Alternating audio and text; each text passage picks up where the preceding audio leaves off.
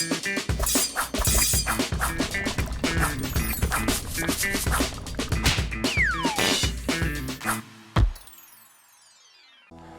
To VR kitchen. So இன்றைக்கி நம்ம கிச்சனில் பார்க்க போகிற dish Deepavali special gulab jamun. So gulab jamun செய்கிறதுக்கு நமக்கு தேவையான பொருட்கள் என்னென்னு பார்க்கலாம். ஸோ நம்ம வந்து ஜாமுன் வந்து பேக்கெட்டில் வச்சியும் நம்ம பண்ணுவோம். இது வந்து நான் வந்து கோவா எடுத்திருக்கேன். ஸோ ஸ்வீட்லெஸ் கோவா வந்து 1/2 கிலோ எடுத்திருக்கேன். ஸோ அதுக்கு வந்து மெஷர்மெண்ட் மைதா வந்து 200 கிராம் எடுத்திருக்கேன். ஸோ சுகர் வந்து 1 kg நம்ம சிரப்புக்கு, ஆயில் வந்து நம்ம ஃப்ரை பண்ணுறதுக்கு, பேக்கிங் சோடா ஒரு 1 pinch 1 to 2 pinch அது போதும். ஏலக்காய் ஒரு 10 ஏலக்காய் அதை வந்து நான் தட்டி வச்சுருக்கேன். ஸோ இது வந்து நட்ஸ் வந்து நான் கட் பண்ணி வச்சுருக்கேன். ஸோ நம்ம ஸ்டஃபிங் பண்ணி பண்ணலாம் அப்படின்ட்டு.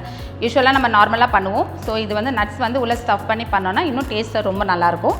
கீ ஒரு 1 ஸ்பூன் நமக்கு தேவைப்படும். ஸோ இப்போ நம்ம இதை எப்படி வந்து பால் வந்து ரெடி பண்ணலான்றதை பார்க்கலாம். ஸோ இப்போ நம்ம வந்து குலாப் ஜாமுன் பண்ணுறதுக்கு ஃபஸ்ட்டு வந்து சிரப்பு ரெடி பண்ணிடலாம். ஏன்னா அது வந்து ரெடி ஆகிடுச்சுன்னா அதுக்கப்புறம் நம்ம ஃப்ரை பண்ணி போடுறதுக்கு ஈஸியாக இருக்கும். ஸோ ஃபஸ்ட்டு வந்து நம்ம சிரப்பு ரெடி பண்ணிடலாம். அதுக்கு நான் கடாய் வச்சுருக்கேன். ஸோ 1/2 kg கோவாக்கு 200 கிராம் மைதாவுக்கு ரெண்டும் சேர்த்து 1 kg sugar. So 1 kilo sugar போட்டு நீங்கள் வந்து சிரப்பு பண்ணால் தான் அந்த ஜாமுன் வந்து உள்ளே நல்லா வந்து ஊறி வரும். ஸோ அதனால் வந்து 1 kg சுகர். ஸோ அதோடு நம்ம இந்த சுகர் வந்து முங்குற அளவுக்கு நம்ம தண்ணி விட்டால் போதும். ஸோ அதுக்கு மேலே வேண்டாம். இந்த சுகர் வந்து மேலே தண்ணி ஊறி மேலே வர வரைக்கும் தண்ணி விட்டால் போதும். இதுதான் வந்து அளவு. ஸோ இதுக்கு மேலே தண்ணி விட வேண்டாம் நமக்கு. இப்போ ஸ்டவ் ஆன் பண்ணிக்கலாம். இப்போ பாருங்கள், சர்க்கரை போட்டு அதுக்கு மேலே முங்குற அளவுக்கு தண்ணி விட்டுருக்கேன். ஸோ இதுதான் வந்து கரெக்டான ரேஷியோ. இது வந்து நமக்கு கம்பி பதம், அந்த ஒரு சிங்கிள் இது சொல்லுவாங்க இல்லையா, ஸோ அந்த இதுக்கு வந்தால் போதும்.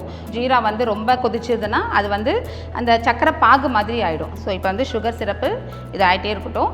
நம்ம வந்து அதுக்குள்ளே பால் ரெடி பண்ணிடலாம். ஒரு பெரிய பாத்திரம் எடுத்துக்கலாம்.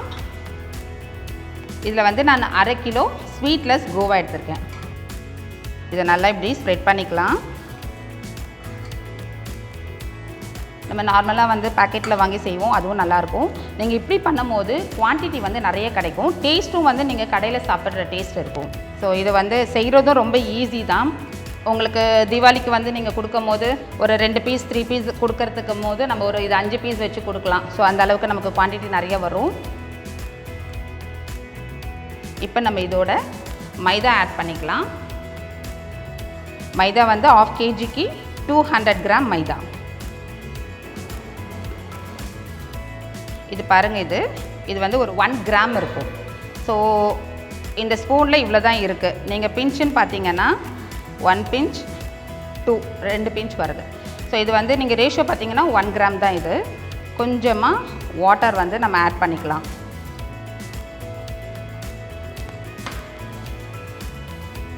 நம்ம வாட்டர் ஆட் பண்ணிவிட்டு ஃபுல்லாக ஸ்ப்ரெட் பண்ணணும்.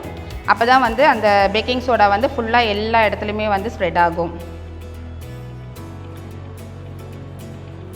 நம்ம எவ்வளோக்கு எவ்வளோ இந்த பேக்கிங் சோடா, இந்த மைதா, இந்த கோவாவோடு சேர்ந்து பிசைகிறோமோ அப்போ தான் வந்து எல்லா இடத்துலையும் ஸ்ப்ரெட் ஆகி இந்த பால் வந்து நல்லா சாஃப்டாக வரும்.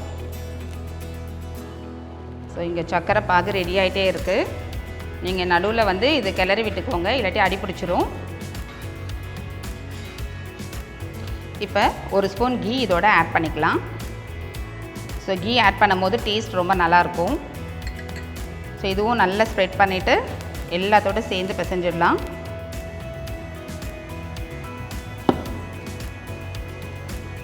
இதை நம்ம வந்து எவ்வளோக்கு எவ்வளோ எல்லாத்தையும் சேர்த்து பிசைகிறோமோ அப்போ தான் ஈவனாக எல்லாத்துலேயும் ஸ்ப்ரெட் ஆகும். அது வந்து கீயாக இருந்தாலும் சரி, பேக்கிங் சோடாவாக இருந்தாலும் சரி, மைதாவாக இருந்தாலும் சரி. ஸோ எல்லாமே வந்து ஈக்குவலாக நம்ம போட்டு எல்லாத்தையும் சேர்த்து நல்லா பிசையணும். ஸோ இப்போ இதில் வந்து கொஞ்சம் லைட்டாக வாட்டர் ஆட் பண்ணிக்கலாம். நீங்கள் தண்ணி தெளிக்கிற மாதிரி தான் வாட்டர் போடணும். நிறைய போட்டுட்டோன்னா அது வந்து ரொம்ப கொல கொலன்னு ஆகிடும்.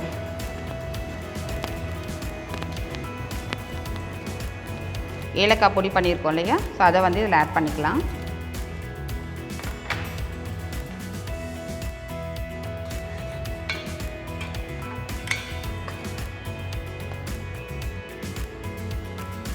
ஸோ இப்போ பாருங்கள், ஜீரா வந்து ரெடி ஆகிடுச்சு. இது வந்து ஜஸ்ட்டு நம்ம 14 மினிட்ஸ் தான் இது கரெக்டாக நமக்கு வந்து இந்த சிரப்பு ரெடி ஆகுறதுக்கு. ஸோ இது ரெடி ஆகிடுச்சு, நம்ம ஆஃப் பண்ணிடலாம். ஸோ இப்போ இது வந்து நல்லா பிசைஞ்சாச்சு. இதை ஒரு 10 மினிட்ஸ் வந்து மூடி வச்சிடலாம். நீங்கள் வந்து ஒயிட் கிளாத் இருந்தால் கூட நீங்கள் அதை வச்சுமே மூடி வச்சிடலாம். ஓகே, இப்போது 10 மினிட்ஸ் ஆகிடுச்சு. நம்ம இப்போ வந்து பால் ரெடி பண்ணிடலாம். இங்கே பாருங்கள், நல்லா சாஃப்டாக வந்திருக்கு. ஸோ இந்த மாதிரி இருக்கணும். ரொம்ப ஹார்டாக இருந்துச்சுன்னா நமக்கு பால் பண்ணவே வராது. ஸோ சாஃப்டாக இருந்தால் தான் வந்து வெடிக்காமல் வரும். ஸோ இப்போ வந்து நம்ம கொஞ்சமாக ஆயில் வந்து அப்ளை பண்ணிக்கலாம். கையில் 2 கை ஸ்ப்ரெட் பண்ணிக்கலாம். பால் வந்து நான் இன்றைக்கி கொஞ்சம் பெருசாக தான் போட போகிறேன். ஸோ நல்ல பெரிய ஜாமுன் வரா மாதிரி இப்படி தேய்க்கும் போது அப்படியே இப்படி வரும். ஸோ நம்ம ப்ரெஸ் பண்ணி பண்ணும் போது விட்டோன்னா இப்படி பால் மாதிரி இப்படி நல்லா வரும். சரிங்களா? ஸோ அப்போ வந்து நமக்கு கரெக்டான கோவா வந்து ரெடியாக இருக்குன்றது அர்த்தம். ஸோ இந்த இடத்துல சின்னதாக ஒரு ஹோல் போட்டுக்கலாம். நம்ம பாதுஷாக்கெலாம் பண்ணுற மாதிரி ஒரு சின்னதாக ஒரு ஹோல் பண்ணிவிட்டு இதில் நம்ம கட் பண்ணி வச்சுருந்த நட்ஸ் எல்லாம் வச்சுக்கலாம். ஸோ வச்சுட்டு க்ளோஸ் பண்ணிவிட்டு அகெயின் பால் மாதிரி பண்ணிடலாம். இப்போ நம்ம சாப்பிடும் போது ரொம்ப டேஸ்ட்டாக இருக்கும். அதுவும் அந்த ஜீராவில் ஊறி இந்த உள்ளே இருக்கிற நட்ஸு அதெல்லாம் சேர்த்து சாப்பிடும் போது ரொம்ப டேஸ்ட்டாக இருக்கும். நீங்கள் கண்டிப்பாக ட்ரை பண்ணுங்கள். ஓகே, இப்போ நம்ம வந்து பால் ரெடி பண்ணிட்டோம். ஸோ இப்போ நம்ம ஃப்ரை பண்ணி எடுத்துடலாம். எடுத்து ஜீராவில் போட்டுட்டோன்னா நல்ல ஒரு சூப்பரான ஒரு குலாப் ஜாமுன் நமக்கு ரெடி ஆகிடும். கடாய் நல்லா காஞ்சிருச்சு. இப்போ நம்ம வந்து எண்ணெய் விட்டுடலாம். இப்போ எண்ணெய் வந்து நல்லா காஞ்சிருச்சு. ரொம்பவும் காய விடக்கூடாது, மிதமான சூட்டில் தான் இருக்கணும். இப்போ நம்ம வந்து ஒரு பாலாக போட்டுடலாம்.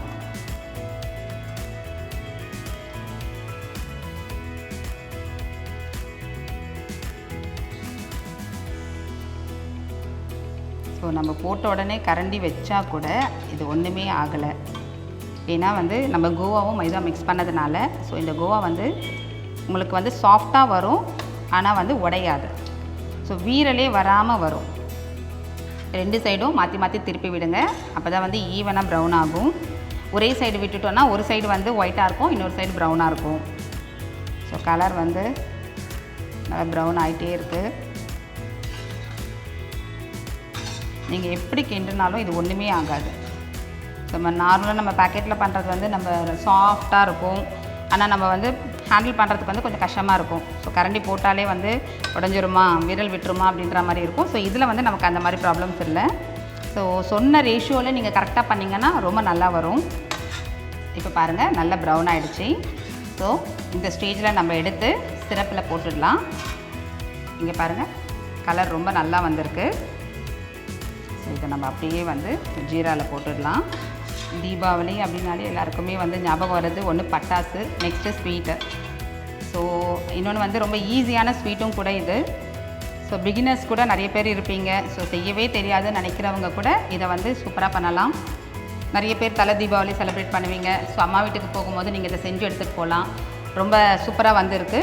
ஸோ இதை வந்து நம்ம கொஞ்சம் இந்த சிரப்பை வந்து மேலே விட்டு 2-3 வாட்டி திருப்பி விடலாம்.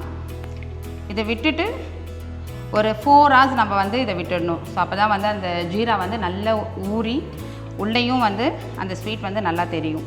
ஸோ இப்போ நம்ம வந்து 4 hours வெயிட் பண்ணலாம். இது நல்லா ஊறினதுக்கப்புறம் நான் உங்களுக்கு வந்து டிஸ்ப்ளே பண்ணி காமிக்கிறேன்.